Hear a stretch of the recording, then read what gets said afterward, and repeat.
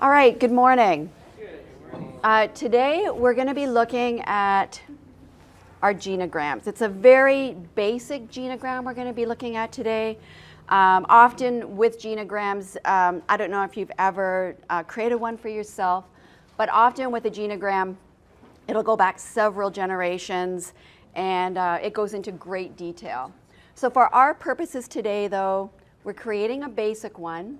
We're going back 2 generations, so parents and grandparents. And the reason that we're creating this genogram is as a tool today for your spiritual formation. Now, I need to put in a disclaimer somewhere. For some of us, a genogram might be a difficult thing for us to do. It might require some courage. My advice to you is to stick with it, work on it, challenge yourself to the extent that you feel that you're able.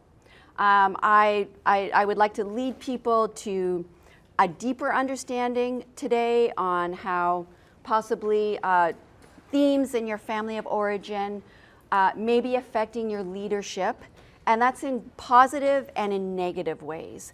I don't want this to become an all negative sort of thing. That's not what I want. However, it's really helpful for us to understand how our family of origin can affect our lives and in turn can affect our ministries. So that's what we're going to look at this morning. We're going to go through some of the elements of a genogram. Ivy and I are each going to share our genograms and what we've learned, how we feel it has affected our leadership, as I said, in positive and in negative ways. And this is not a slam on our families. I want to be very clear about that. This is one way for us to celebrate God's goodness, His power in our lives, His power to heal, His power to transform us into His image. So these are called pilings. The city of Manhattan consists almost entirely of bare granite. You'll know that in downtown Manhattan, there are skyscrapers that are 75 to 100 stories high. So you may wonder, how are they able to even stand? Well, the pilings are responsible for that. And so these pilings are drilled down through the hard granite, upwards of 25 stories down. And by doing that, these pilings are able to support a structure of 75 to 100 stories high. Where they run into problems are if these piles aren't drilled into properly, if they're not deep enough, the building can begin to lean, which causes a real problem, of course. And so to do that, to fix that problem, the building either needs to be torn down completely, or else somehow they're able to lift the structure. They have to go down and fix all the pilings. They have to drill down, go deeper, fix what's broken, so that they can place the structure back on and so that it's stable and it's strong. My question for you is, why aren't we drilling deeply into our own spiritual lives, in our lives with Christ? One of those reasons could be, and I'm sure you've experienced this yourself too, it's hard work and it's slow work to drill into our spiritual lives into a way that God can transform us, that He can do something with our lives. And also, as leaders, how are we building into the hard granite of our teams? Because if we're not building into that, if we're not drilling down deep, and the people that we lead or the people that we work with, if we're not challenging them and supporting them to do the same, how long is it going to be before, first, our spiritual lives begin to lean and our team begins to lean as well? It's very important that we do this. And as I said, it's hard and slow work. And this is where this morning we're looking at our genogram, because our genogram is one tool that we can use to explore some themes that we may have picked up, good and positive things that we've experienced in our family of origin that have impacted our leadership and our spiritual lives in a great way. And it can also possibly reveal some blind spots. And it might reveal some areas where we recognize that we need to lead, or we need to drill a bit deeper. Leading a ministry that transforms our community and the greater world, that requires more from us than the latest leadership techniques and strategies. While those are good, those are very useful, the most important thing that we can do as Christian leaders is to lead and to drill deep into our spiritual lives. Because lasting changes in our ministry, lasting change in our communities requires that of us. We know that we lead more out of who we are than of what we do. So who we are on the inside informs who we are on the outside and how we're leading people. As leaders, you and I are responsible for our spiritual formation, and it's a great responsibility. Each of us has been given gifts and talents by God, things that we have been born with, things that He has anointed us with. Some of these gifts, well, actually each of these gifts, when maybe used improperly or from wrong motives, can have what we call a shadow side. So a shadow side is the side of our gift that, if it gets out of control, can be damaging or hurtful to other people. I'll give you a minute to read that quote by Peter Scazzaro, because I think all of you can read. I don't have to read for you.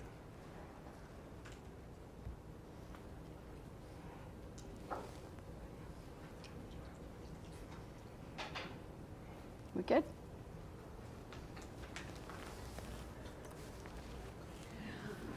Our shadow can erupt in various forms. It can show itself in sinful behaviors. Just thinking of a few off the top of my head: perfectionism, judgmentalism, outbursts of anger, jealousy, unhealthy competitiveness. See, some competition is good. I am competitive, but there's an unhealthy competition or competitiveness that can come out. Control issues that can become a shadow side of a gift that we've been given. Can you think of other possible shadow forms that might come out in your ministry? When I say your ministry, I don't mean you specifically, so we won't be pointing a finger. Can you list some of your first examples? Yeah, perfectionism, judgmentalism, outbursts of anger, jealousy. You know, say you've got a certain program, say a homework club. Brittany, you have a homework club in your satellite, right? And how many people do you have in that? How many kids? Yeah. 5. 5? Okay. And but you know, this is something that God has put on your heart, and this is something that you're building, and you're being obedient. Where jealousy or competitiveness could come in is, say, Caitlin starts a homework club, and within 2 weeks, she's got 22 kids come. I know. And you're like, really?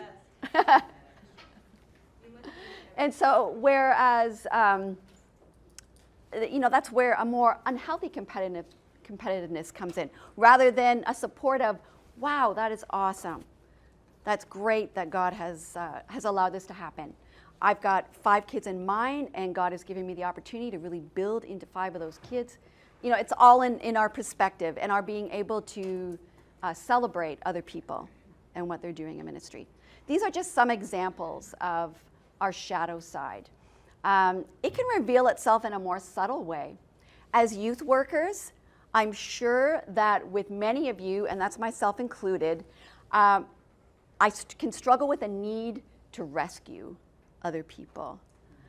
And that can be a more subtle sign of our shadow side coming out. Can I ask, like, it's not always like bold things too, like Right. being too meek or like not recognizing and being humble and like those things can Yes. be also negative. Yeah, absolutely. Absolutely. So not walking out, let me just try to unpack that for a sec. So you're saying not really walking in the power and the faith that God has given us, and just holding back and not wanting to step out. Yeah, absolutely. That's a great example. So how does the shadow reveal itself in our leadership? Some of us have gifts speaking and mobilizing people. Can you think of a shadow side of that particular gift? Yeah. Thinking you're the only one who has anything to say. Pardon me? Thinking you're the only one who has something to say. Right. Thinking you're the only one. Listen to people. Pardon me? Not take your time to also listen to people. Not listening. Yeah. Sometimes when we're speaking, we need constant affirmation. Did a great job, Karen. Come on, you know, just that sort of thing. We value excellence. So there's nothing wrong with valuing excellence, quality. I admire people that have that gift and that are able to do that. Can you think of how a shadow side might emerge out of that gift? Perfectionism. Yes, that's a good one, yeah. Perfectionism. Not allowing others to contribute. No one else can contribute, yeah. No one else can make a mistake. Yeah, Thinking that your way is the best way. yeah, thinking your way is the best way, yeah. We could be passionate for God's truth and for right doctrine, and that's a gift that God has given to us. What are some ways that can reveal itself in a shadow? Self-righteousness. Self-righteousness, yeah. Being right all the time. Being right all the time, yeah. And your response to people who disagree with you. So how about this? You want to see your church, or in this case your satellite, your chapter, maximize its potential for Christ. That is a worthy goal. Can you think of a way that a shadow might come up against that? Too focused on numbers. Yeah, too focused on numbers, that's good. Yeah. Well, it's not good, but you know what I mean. Not meeting like immediate needs of the people you're working with. Yeah. Yeah. That's a good one too. We're not listening to others. We're so focused that we're creating this unsustainable pace that we're trying to keep up, and we want others to follow us along too. We can't understand why they're not keeping up with us. So knowing what our family genogram looks like, and some of the unbiblical sort of family commandments that we live by, can actually go a long way to helping us acknowledge and work on some of those blind spots that we might have in our lives that may be affecting our ministry and our team. We know that Scripture tells us that we are new creations in Christ. The Bible is very clear about that. And while this is true, we can also be very influenced by the themes and family commandments that have been part of our growing up years. External events can happen to us and can greatly affect the way that we live our lives. But the fact is, our families are still the most powerful group to which we will ever belong. Even young adults that leave home that think, I'm not going to do anything the way that my family did it, will often find themselves living their lives in the same way that their families raised them. And I found for me that came out when I became a parent. I found myself saying things to my kids or responding to situations or using a tone. As soon as I said it, I thought, that was my mom. Where did that come from? Or else ways that I would handle a situation. I would have to ask myself, where did that come from?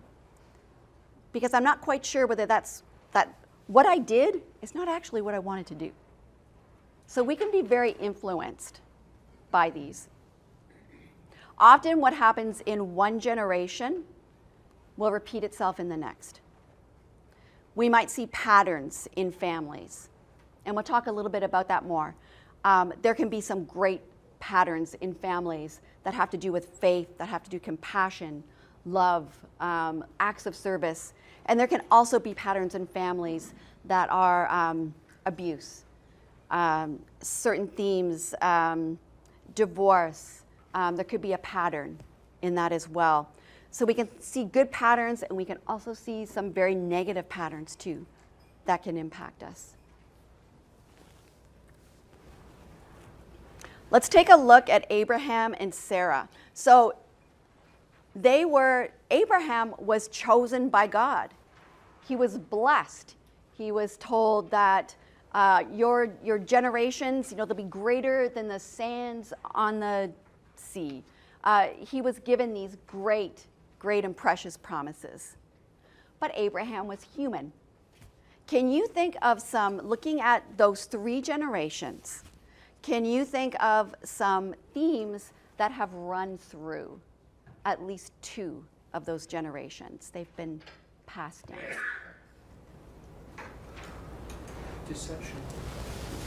Deception, yes. Favoritism, yeah.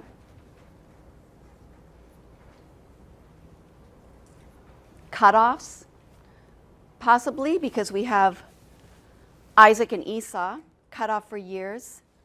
The 10 sons of Jacob cut off, the whole family cut off from Joseph, carrying this family secret for years. So it's quite interesting when you look at that over the 3 generations. Even, this is something I've thought of, is with Sarah and Abraham. Do you remember when Abraham lied and said that Sarah was his wife? Or not his wife, his sister. And then there was a similar situation that happened with Isaac and Rebekah, where he lied and he said that Rebekah was his sister. And I thought, did Sarah and Abraham even talk about that? What made him do that? It's interesting when you really get into looking at it.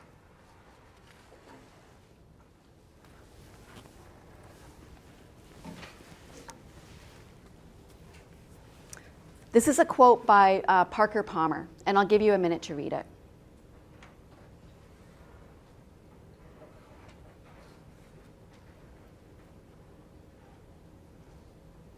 As leaders, we have a special responsibility to know what's going on inside of us.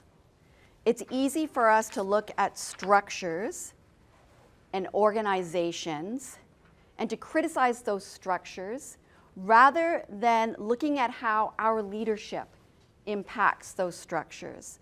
It's easy to look at, it would be easy to look at your satellite or your chapter and think, well, why do they do this way? I don't like this. This is creating an atmosphere of fill in the blank.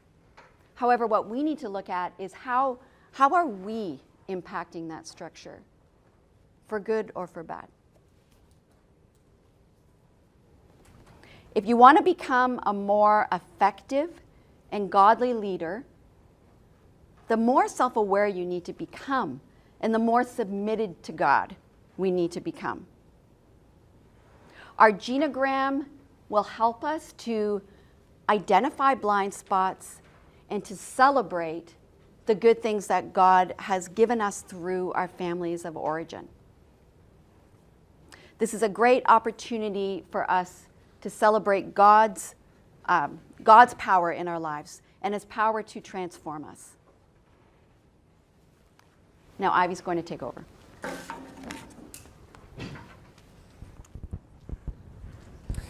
So after the slides in your handout, there's 2 pages. One says unbiblical commandments and one says biblical commandments. If you want to have a bigger list than what is going to be on the screen, you can pull those out as well. Sure. So even what you as individuals are in relationship with God, your relationship with God will also influence how you will be, how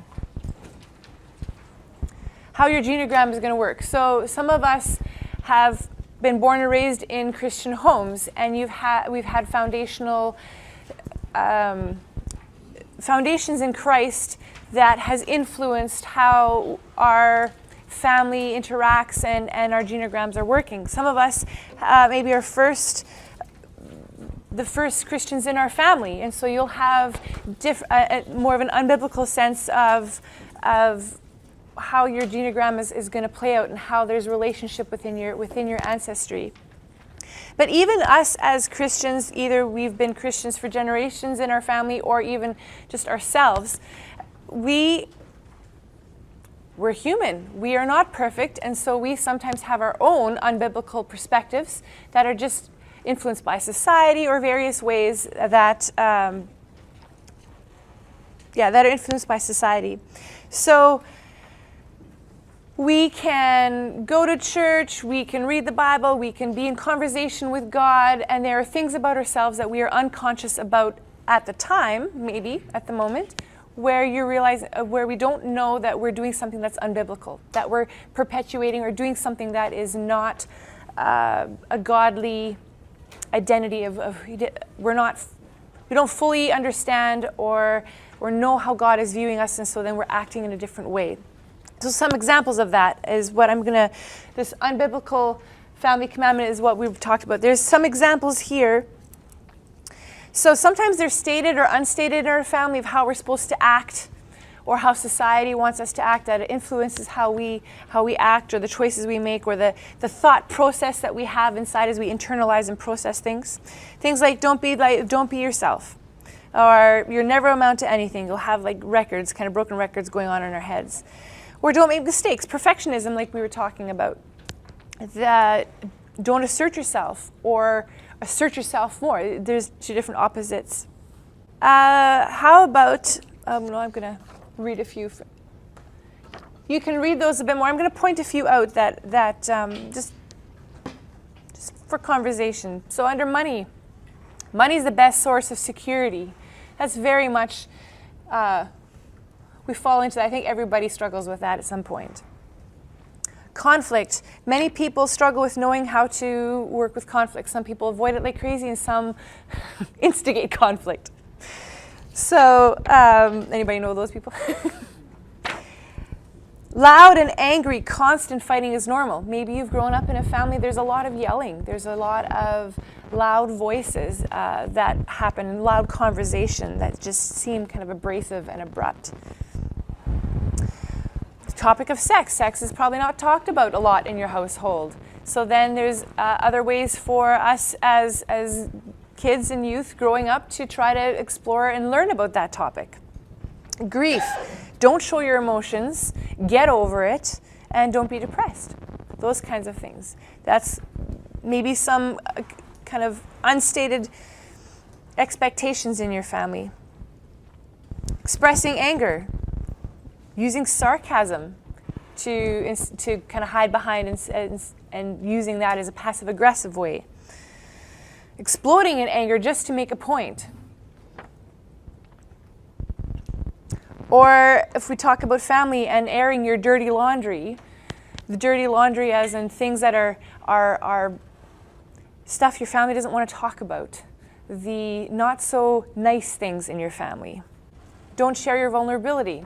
There's statements that I have heard people say that they can't cry, or I'm sorry that I'm crying, or that their kind of throat gets a little thick and they're getting emotional or showing. Don't show emotion. Don't Don't share something that is sensitive and personal to you so that someone is going to just disregard it or walk all over you because of it, or make fun of you, or put you down just because you're sharing something from your heart. You have to be from in public, or you always have to look a certain way. You can talk about Sunday Christians, those kinds of things. Success, making lots of money means successful. I'm single, so hearing oh, are you married? Do you have any kids? That can come across very much of marriage and children as a success. Or if you're married, well, when are you having kids? That could be a measure of success. And that's just the unwritten rule in your family, maybe. Or when in relationships, when you're friends and cultural people, maybe you're supposed to only be friends with people that are like-minded, that have the same interests as you, or the same cultural backgrounds as you, or similar jobs, or the same money status. That can be an unwritten rule. So can anybody think of some other ones that maybe you observed in other families?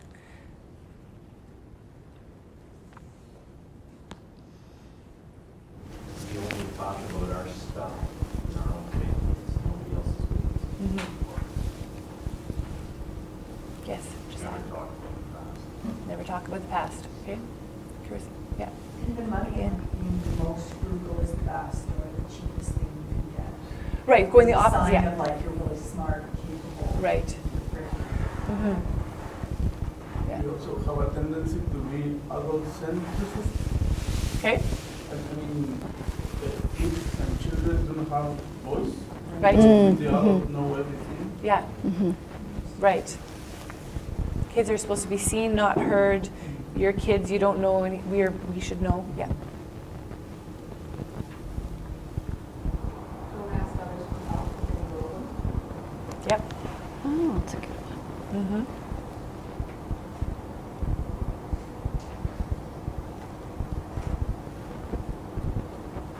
Yeah, so there's a sense of some of these, so you can take a look at that. But there's hope. That's not the end of the story. God has a picture for you. He's got some commandments He's given us. And these aren't just the typical 10 commandments. These are biblical commandments coming from the Bible that I thought my imaginary friend was going to turn it for me. So, yeah, these are biblical ones, and I'm going to name a few of these as well. For money, you are a steward of God's money. It belongs to Him. So the spending it without thinking or holding on to it, hoarding it, and not sharing it where God wants you to share it, that's what it's talking about. Live within your means and don't go into unnecessary debt. Conflict, don't avoid conflict. Learn to negotiate your differences. Eliminate dirty fighting tactics. That's something that I know that a lot, well, there are many people that I know that struggle with it, and I sometimes too. When I'm not in a very good mood or I'm tired, I want to revert to those kind of fighting tactics as opposed to the biblical way of being patient and careful with my words, etc. Receive your sexuality, male, femaleness, as a beautiful gift from God. Preserve the preciousness of sexual intimacy for the covenant of marriage. Grief or loss. They're important to God. When we're experiencing these emotions, they're important to God. Grieving our losses instead of ignoring them leads to maturity and compassion. Don't stuff or project the anger, but use it to assert yourself in a healthy way. Thank God for the sovereignty in placing you in your family of origin. That might be a hard pill to swallow for some of us. Some of us take it for granted, the family that we've been born into. Repair ruptured relationships as much as possible.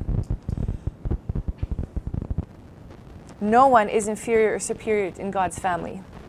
Equality. Learn about your failures and pay attention to your emotions as a gift from God. Can anybody, does anybody think of other ones that you might want to add?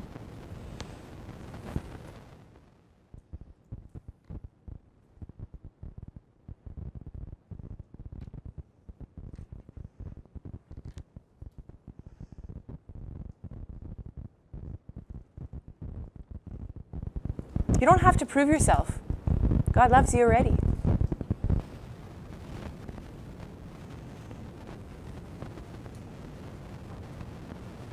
You are lovable. You're allowed to make mistakes. I must confess, I don't always believe that statement.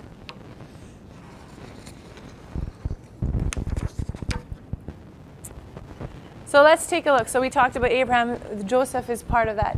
So we're going to look at Joseph's genogram just as an example, just before we get into doing that, our own genograms. So it might be a little bit difficult for you to see some of this, as well as it's maybe a bit small in your book. But, so themes. When we talk about there's themes, there's themes that happen. Karen touched on that a little bit, of themes like the lying, the cutoffs, the unhealthy marriages. So for Joseph, he's got blended families. Have you ever thought of that? There's all these, well, I'm calling them blended. I'm not really sure what the proper term would be, but many wives and many children with different wives. So very blended families are in those generations. Sibling rivalries.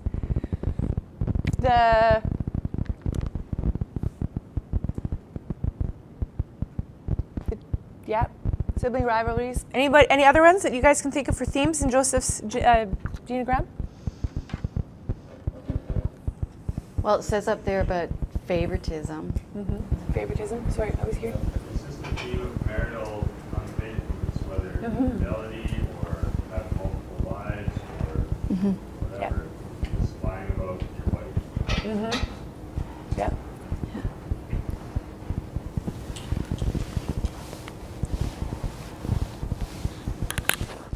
We also talk about earthquake events in our genogram. So we want to look at themes in our ancestry, as well as earthquake events. What events happened that were pretty large, maybe traumatic events or just very significant events that happened in our lives.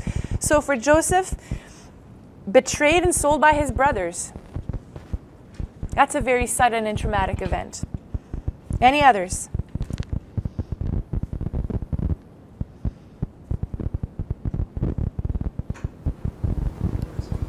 Prison, yep. Unjustly judged. Yeah, unjustly judged, yep. Jacob stealing Esau's birthright. Yep.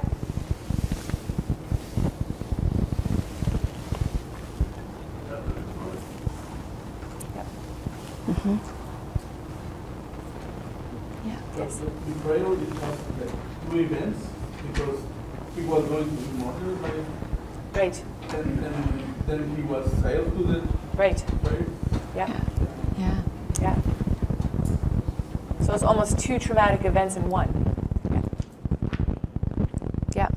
He was taken, just yanked away from his family, his culture, and his community.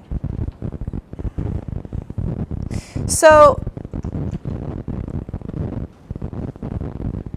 he could have taken all of those themes and those events, and it could have just continued down the road, but down the line in his family. But he was making deliberate choices to try to change and break that cycle. For example, he could have slept with Potiphar's wife. He could have continued the sibling rivalry and not forgiven his brothers and totally put them in jail. There's a few things that he could have continued to do, but he chose to and worked through the process. I'm sure it was not easy for him to forgive and to say no to his maybe temptations. Potiphar's wife was really beautiful. I don't know. I wasn't there. So maybe he could have given in, but he didn't. He chose to change and try to start breaking that cycle. Genesis 50 says, "But Joseph said to them," these are his brothers he's talking to, "Don't be afraid. Am I in the place of God? You intended to harm me, but God intended for good to accomplish what is now being done, the saving of many lives. So then, don't be afraid. I will provide for you and your children." And he reassured them and spoke kindly to them. That shows that he's had to do a lot of internal work. And that's pretty amazing. So he led out of weakness. He chose to try to change and heal and go in the path that was more godly and healthy. He didn't give in to the temptation to become a victim and just live in that victim piece. It didn't come out very well. So I want to share a little bit of my genogram. Karen and my genograms were very different. So, and you'll see that. But that's the beauty of us as individuals. And we're the mosaic. So, because of my genogram, I just want to give a bit of a disclaimer here. Because of my genogram, I want to confess that there are times that I can be very ignorant about the fact that there are others in this world that do not have the same family tree as I do. And so then I'm not as aware or accepting or mindful of this experience that others may have. So I've had to learn to just be careful how I speak about my genogram. So I am the youngest of 4. I've got 3 older brothers. They're all married and have kids. I don't hold that against them. My parents, Dennis and Agatha, they are still together. Been 47 years, I think.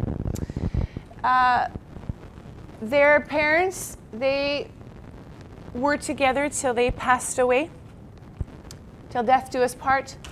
My mom is one of 13 kids. My dad is one of 7. I come from large families. I'm Mennonite, it's kind of expected. So on my dad's side,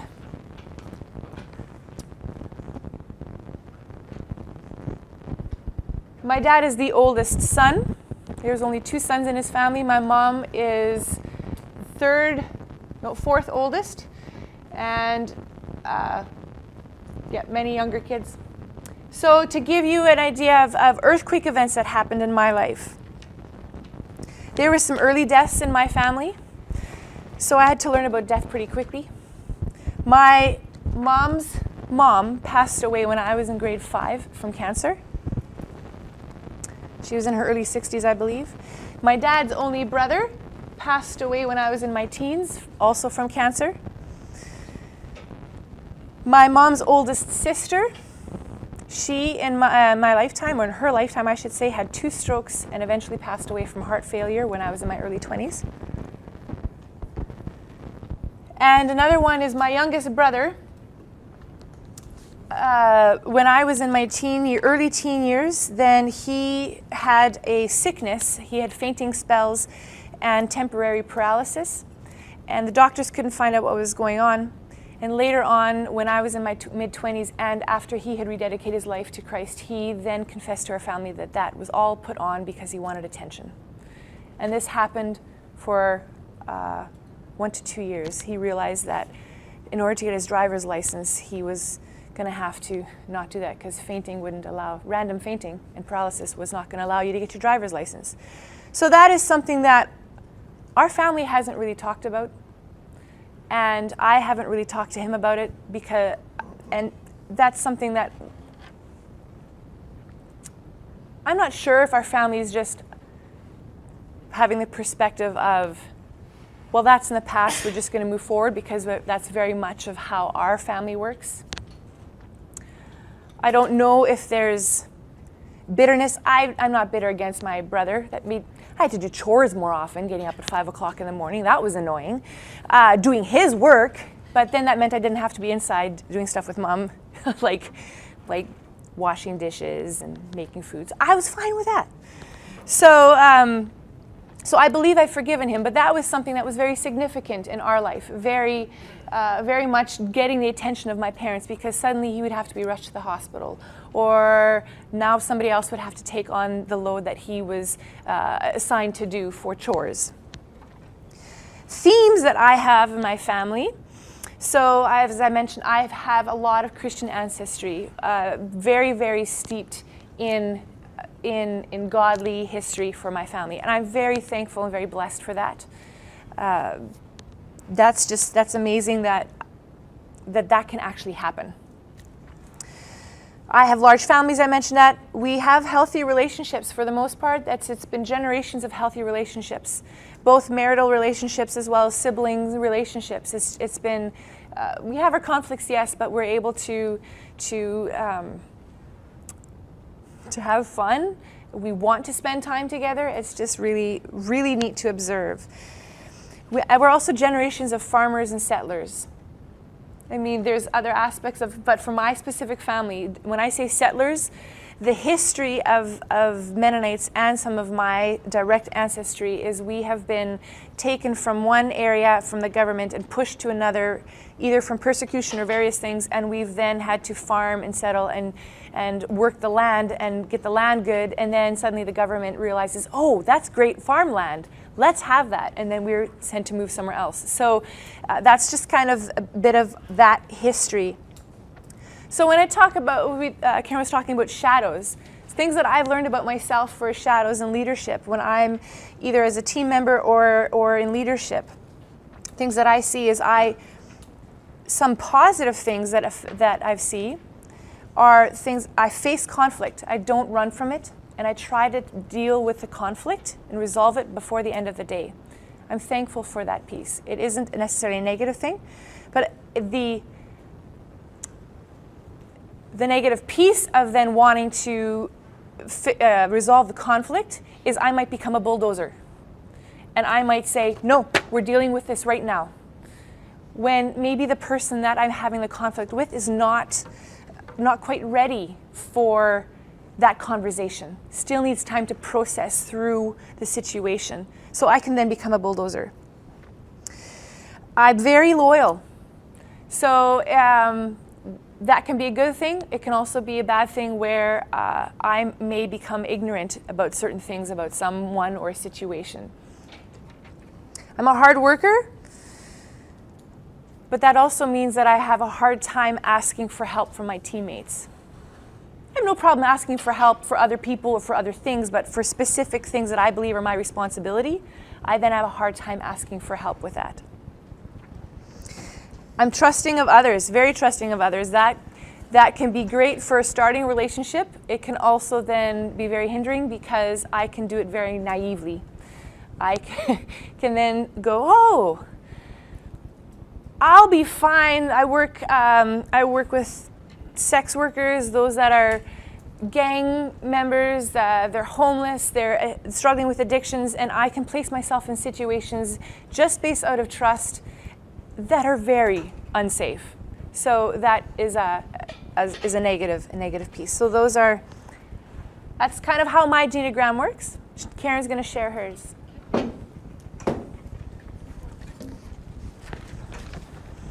Mine's a little messier. Mine could be much, much messier than what you see here, but I just want to try to make it simple because I'm going to be talking with people about it. I'm one of those people that creating a genogram is very painful for me. It's very difficult. But it has been so valuable for me, which is why we feel strongly about sharing it with you. In my family, my Tom and Catherine, they were my grandparents on my father's side. Ross and Eileen were my grandparents on my mother's side. So in my father's family, there was alcoholism, sexual abuse, physical abuse, and of course goes along with that verbal and emotional abuse. that was perpetuated by my grandfather. Down to my father. My father, the only difference between my father and my grandfather was my father was able to hold down a job. He had a 40-hour-a-week job. He kept that, whereas my grandfather was not able to work. On my other side, on my maternal side, my grandparents, Ross and Eileen, I was very close to them. They were the Christian influences in my life. They became Christians when I was shortly before I was born, and they always had an active faith there. Some of the themes in my genogram have been teenage pregnancies, so crisis pregnancies. My grandmother, my paternal grandmother, got pregnant before marriage, married my grandfather. My mother and father became pregnant with me. I became a Christian at 18. I had my first child when I was 17, which was not which was a very unsafe situation. And then I don't usually cry for this. My daughter had that I had at 17 had a son at 16. So when we're talking about themes, we see 4 generations there that I know of. When we look at the abuse, the sexual and physical abuse, that goes back 5 generations, and that's all I know. So we don't even know how many generations have gone back with this abuse. There's been the abuse has been the cause of the rest of the themes, really. The abuse has been the cause of the teenage pregnancy, the addictions, the cutoffs that my family experiences. When it comes to addictions, my father was an alcoholic as well. When it comes to abuse, my father abused myself and my 2 siblings, my brother and my sister. There has been so it's been ongoing, and honestly, the expression, the gift that keeps on giving. When it comes to my father's family and the scope of what has happened, I just found out a couple weeks ago from my mother about some more stuff. So as I said, it's the gift that keeps giving. What I thought was this big actually has turned out to be even that big, which is almost incomprehensible to me. But anyway, so you can see that I have worked through a lot in my Christian life. And so there are certain themes that will affect my leadership, right? That I need to work, that I have worked my way through over the years. So the first one was cutoffs. With my family, I'm talking about my siblings and my mother and father. The cutoffs are extensive. Nobody deals with conflict or talks about things that happened, so that there's a huge, so that there are many cutoffs. So for example, my father, he eventually left my mother, remarried. So my father is cut off from all of us. My sister is cut off from my brother. She will not speak to him, and hasn't for years. And just 2 weeks ago, she cut off my mother.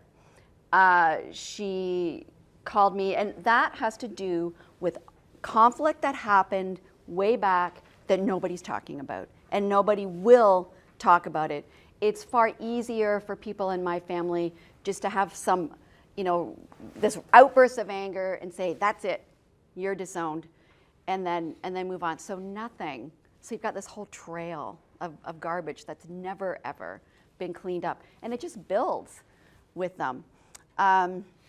So for me, just looking at the 2 themes of conflict and cutoffs, looking at myself for a team environment, if we're talking about team environment, one thing, if I went along with the things, with the way I've been taught, the way it's been modeled to me.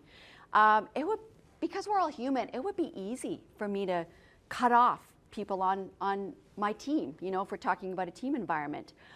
By the way, I work with a wonderful team. Just like that, make that clear.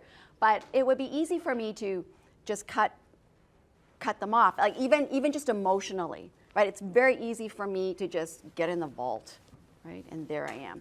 But of course, that's not where you want to stay. So cutoffs is something that I've had to work my way through. And so when we come to conflict, in my house it was either, well, there was my father, right, who was this huge, tiny little man, but huge presence in our home. And he would have outbursts of anger, which everyone would just sort of hide. And then as a result, nobody deals with conflict in my family at all. Not at all. It doesn't come up. Nobody talks to each other. So for me, learning to work my way through healthy conflict was quite a job for me. And so now what I will do, and I was never quite sure how I dealt with conflict, and then I had staff evaluation a couple years ago, and I was talking with Brett, and I said, I kind of rate myself low in conflict, and he goes, actually, I would rate you high in conflict, in conflict resolution. So that was encouraging, that was good. But I just need to pay attention when I get into a situation that could involve conflict. It's something that I've learned from my genogram and just from talking to counselors, that sort of thing. I mean, if I can feel, when I feel conflict coming on, I have to pay attention what's happening in my body right now. How am I feeling? Need to be aware, I need to pay attention to that. And then I need to go back to, well, what have I learned about how to resolve conflict? How do I go about doing this? And then I work my way through those steps. So eventually, I don't really have to pay too much attention to those feelings that rise because I know how to deal with them. Now, on a positive side, as I said, my grandparents were Christians. Just kind of on a really quick side note, they were Christians, but they were very fringe, right? They were very apocalyptic sort of Christians, right? And they were, but very passionate, very passionate. So when I became a Christian, they were, of course, my models, and I just love them dearly. They were two people that I felt completely safe with. So that's something for you to keep in mind. Even with the youth that you work with, you'll be their safe person. Right? And there is just no minimizing that. It's so important. So as a young child, though, I wanted to become a Christian. We were raised in a Catholic, in the Catholic Church, my brother and sister and I. And so talked with my grandparents, wanted to be a Christian, prayed with them. And so, but then I was very zealous, the same as they were, because that's the way they did things. So I remember 10 years old, I hopped on my bike. I lived in West End, Toronto. And I had a little Gideon New Testament that they used to give out when you were in grade 4, I think. So I hopped on my bike, had my Gideon New Testament, and I biked around to all of the parishes, which is where the priests live, right? To all the parish priests that I could find, and I had my book, my little Gideon Bible marked out, and so I would go to them, and I had the verses about, where call no man father, right? So you have to call all of them father.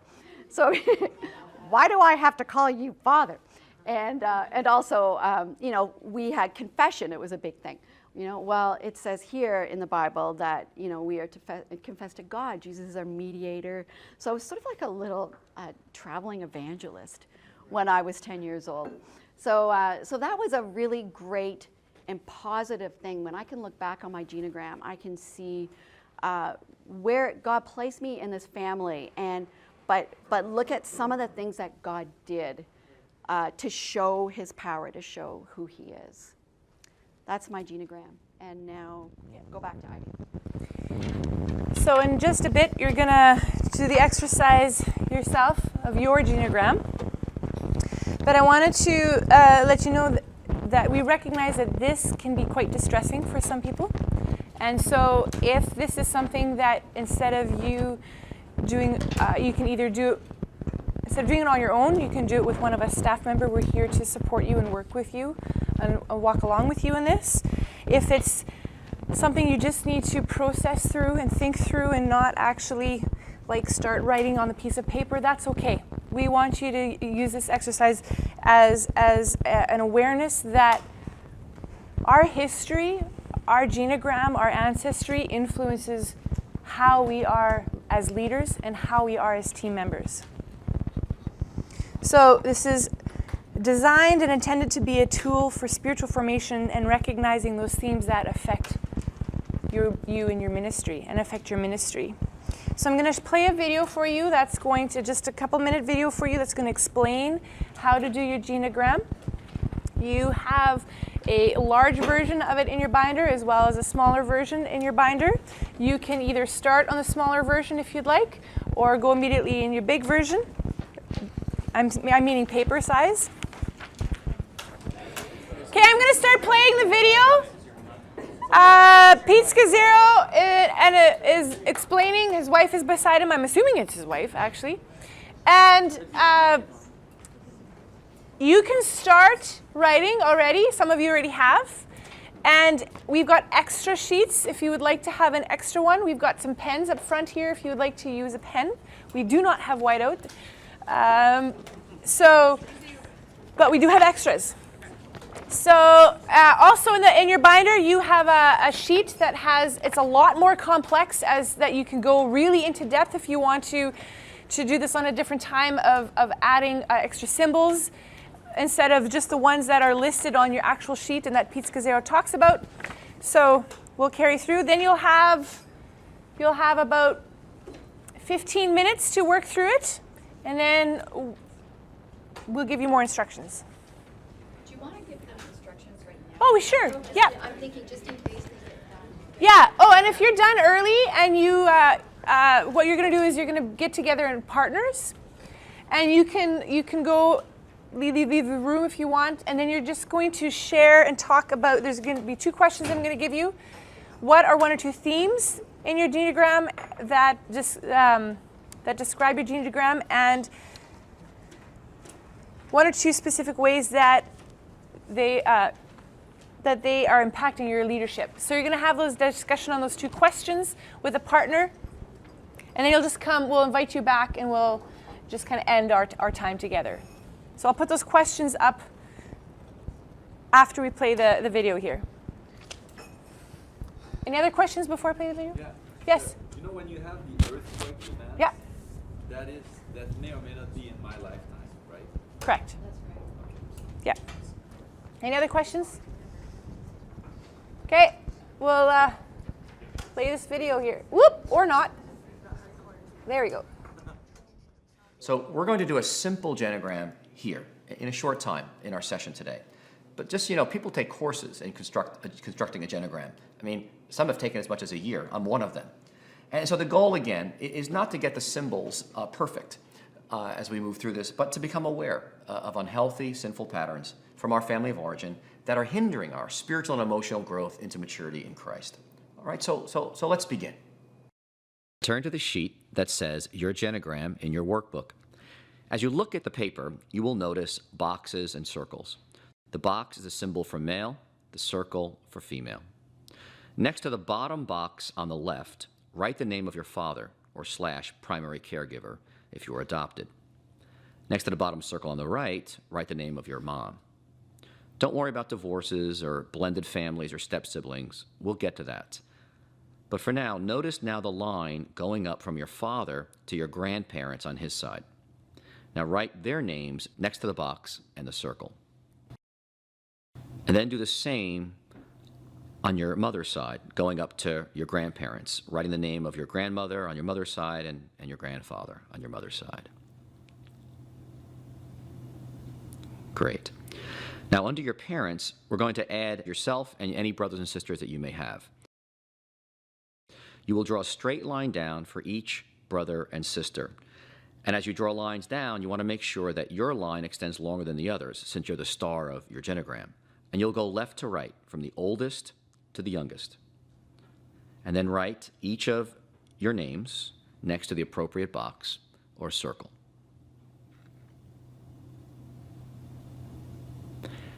And so now we have 3 generations showing in the genogram. So next, if you are married or you were ever married, you will note that with a line running from you to your spouse as you see on the screen. And then you'll draw lines down for any children that came from that marriage and write their names as well. If you're living together or with an intimate other, but you're not married, use a dotted line to signify that. And you will see that symbol in the box below that says relationship status symbols. Now then, if your father, for example, remarried, or he lived with someone else for a length of time, you will draw a line going to the left of him with a circle for the woman, as you see on the screen, and you want to note her name. And if they had any children, a line is drawn down from them, and you'll note the child's name. Do the same thing then with your mother. If she remarried, for example, after a divorce and had children, you'll note that as well. Okay, so now as you look at this, you see really 4 generations in this genogram. Now I'm going to explain some other important additions to filling out your genogram. Now don't worry about filling this out yet. Let me explain it first, and afterwards you'll turn off the video and you'll have time to finish filling it out.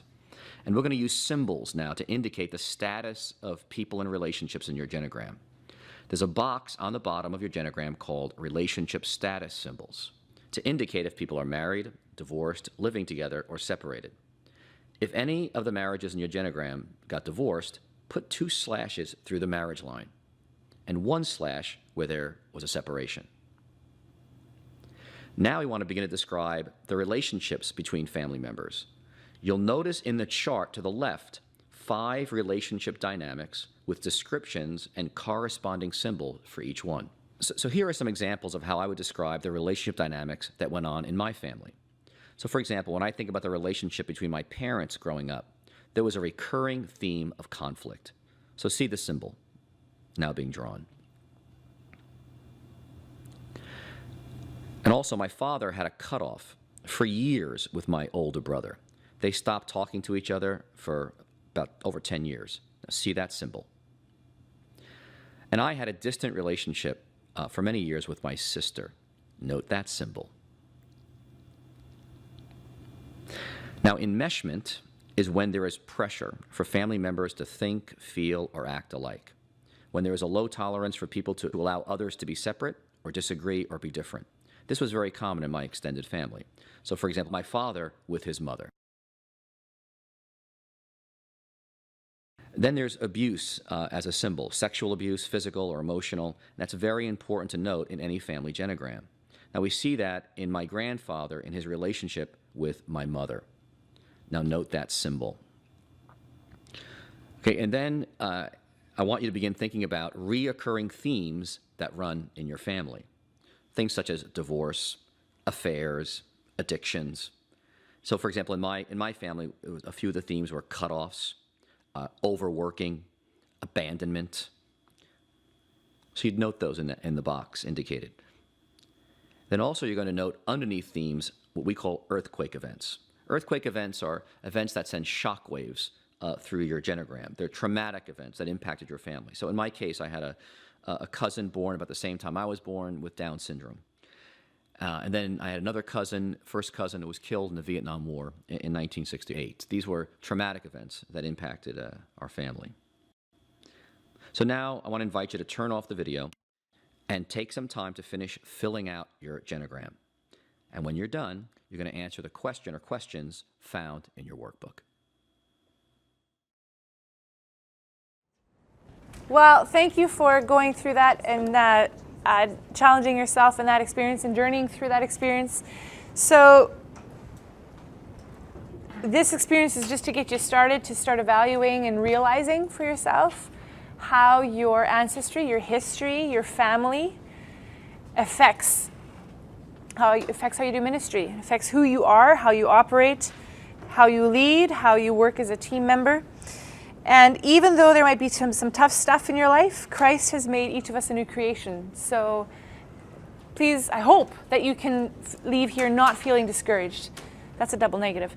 I hope you can leave here feeling encouraged that yes, maybe some of you've had some rough things that you've realized through this process, or that has just not necessarily realized, but that you're remembering again, yet again, but that you can use those to say, okay, I know about this, and now I can move forward. I'm aware of this, so now I'm going to try to work towards that thing. There's some discipleship stuff that you can work through either with a spiritual director, a mentor, supervisor, friend, coworker, somebody that you can work things through about with this.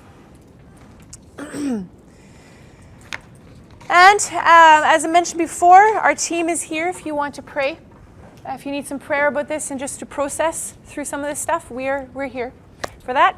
So I just want to close off in a prayer that has been given to me. Yes. Oh, sorry. Question. Yes. I'm just thinking. So is this meant only for age group for this? Like, who can do this? I would say anybody can do this. So if I do it on a camp with kids that are like 13 to 17.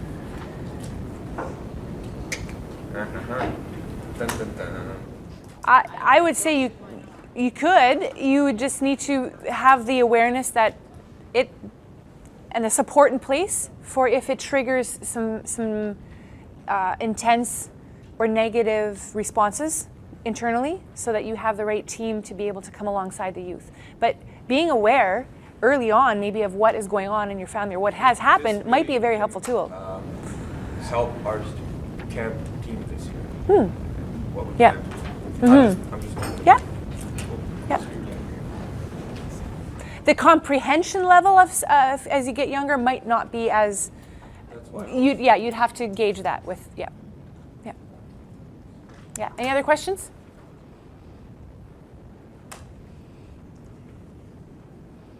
Okay, well, I just want to close this time with some prayer. So I'll get you guys to stand.